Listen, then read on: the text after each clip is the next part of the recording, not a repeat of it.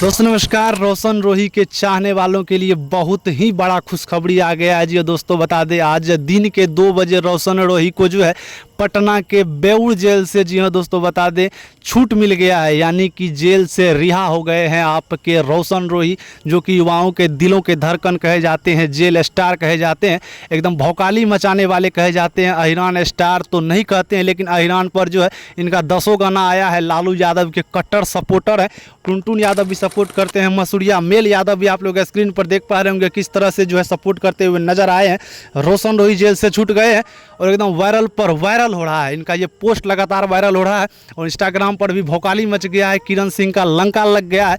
किरण सिंह के समर्थक एकदम रो रहे हैं कि भाई साहब रोशन रोही छूट गया 10 महीने के बाद। जी हाँ दोस्तों, 10 महीने के बाद जो है रोशन रोही जेल से बाहर आए हैं। तो आप लोग इसी तरह प्यार दीजिए, सपोर्ट कीजिए, और अगर आप लोग हमारे चैनल पर नए हैं तो इस चैनल को सब्सक्राइब कीजिए। चलिए मिलते हैं दूसरे नए वीडियो में, तब तक एकदम ढेर सारा प्यार दीजिए, सपोर्ट कीजिए, वायरल कीजिए। धन्यवाद।